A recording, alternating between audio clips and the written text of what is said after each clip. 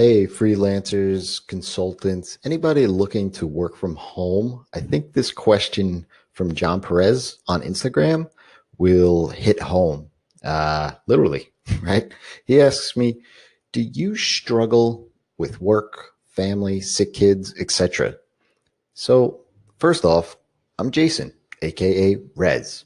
And if you know me, then you know that I've been working from home now for the almost 8 straight years full time.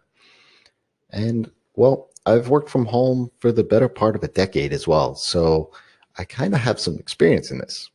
And I do struggle at times. But let me first start off by thanking my wife for being home to handle TJ, who's my 1 year old son, and the house all day. I mean, she is the rock of this house, and I owe her everything. Then, like I said, I work from home. We have a sunroom that I use as my office, but it has doors, right? And oftentimes during the day, these are closed so that I can get work done. Secondly, when I do work from home, I can take breaks, spend time, go out with my wife and son during the day without any restrictions. And that's really what I wanted to do for my life, right? That's what I wanted to accomplish. I didn't want that feeling of being restricted, of sitting in a cube in an office someplace. I wanted to be able to go outside. I wanted to be able to see my son take his first steps. So with all of that being said, I am responsible for bringing money into the house to support us. So work does need to happen, right? I can't always not, I can't always go outside, but sometimes plans do go awry and the day gets thrown off.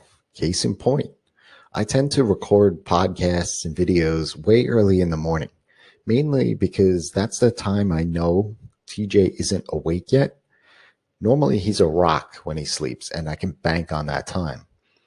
But for whatever strange cosmic reason, it seems when I plan out a morning to record something, the night before seems to be the night that TJ decides not to sleep and to keep us awake. I don't know why. I don't know how he understands these things, but it happens. Other times when he's sick, that'll throw my game off a bit too, right? Like I'll be a little bit distracted there. When my wife, who's a freelancer, gets an unexpected call or an issue that needs her attention, then it's my turn to tag in and make sure that TJ doesn't go eat the cat food. So yes, I struggle with the work from home life, even though I've been doing it for a decade. But there are definitely ways and techniques and things that I do to make sure that I get done what I need to, right? So I want to kind of outline 6 of these things right now. The first thing is wake up early. Yes, it sucks. But oops. But sorry about that. Notification. That's what happens when you don't shut that off. But as I was saying, I wake up early and I know that if I can get a couple of hours work in prior to everyone else getting up in the house, my day is off to a great start. Second is that I let everyone in the house know what my days look like. I've shared my calendar with my wife. She always has access to see my daily planner, my notebook, so that she can see what calls I have and when.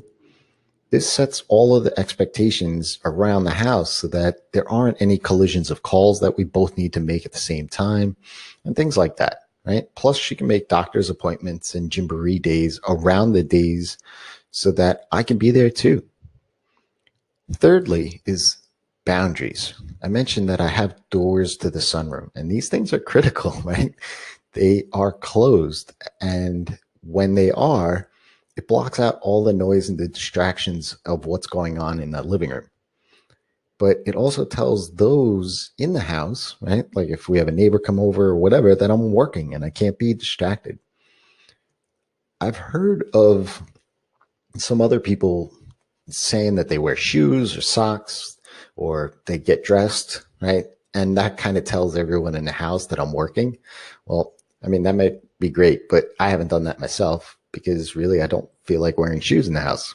So it is what it is, right? It's whatever works for you, but set those boundaries. Fourth is my routine. My weekly and daily routines are so important. Sunday, I set up my plan for the week. Every weekday pretty much has a theme to it, so I know what I'm working on for each and every day. And even the routine within the day, right? Morning, I know I always am more productive, so I do all the high energy tasks then. The fifth thing is don't procrastinate. I was a notorious procrastinator. I would always say to myself, I'll just wake up a little early tomorrow and get it done then. Not anymore, I don't. If you're a parent, you'll know that it'll never happen. If I've got some time to do something now, I'll just do it now. If I wait, that's a surefire way for something to come up and not get my stuff done. The final thing is that I take breaks. Yeah, it seems pretty counterintuitive, right? Well, if I feel overwhelmed with stuff going on, I can easily take a break and do something completely different, right? Like mow the grass or clean out the garage or put something together that I know I need to do anyway. All of these things are effectively reset buttons for me. They need to get done anyway, right? Most people do these kind of things on the weekend, but instead of me feeling overwhelmed, sitting at my desk and going off and clicking through YouTube videos for an hour, I just step away and do a chore, right? There's that little life hack in there too, right? When you get something small accomplished, it creates momentum, right? And that allows my brain anyway to kind of reset and then come back to work and refocus, basically to be able to get something else done. I kind of need to step away and get something small accomplished, right? So that's a nice little hack to remember, right? Even if that's why people make their bed in the morning, right? It's the first task. It's real easy and it creates momentum for them to be productive during the day. So if you're working at home or thinking about it, I definitely encourage you to be as open and communicative with everyone in your house about what your days look like. I think that's probably the best takeaway I can give to you on this. Sure, there are going to be things that come up, unexpected things, and you kind of have to adjust accordingly. But remember that you are working. It's your reputation on the line. If you want to have that freelance life, keep the family happy. Get your stuff done and then make your clients happy. So until next time, it's your time to live in the feast.